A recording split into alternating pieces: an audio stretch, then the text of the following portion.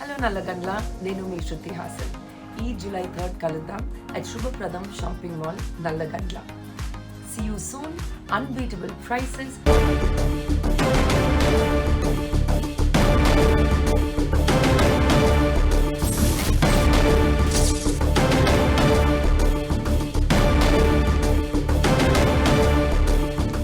బులెటిన్లో breaking news చూస్తున్నాం. వరుసగా 4వ రోజు బంగారం వెండి ధరలు దిగొచ్చాయి.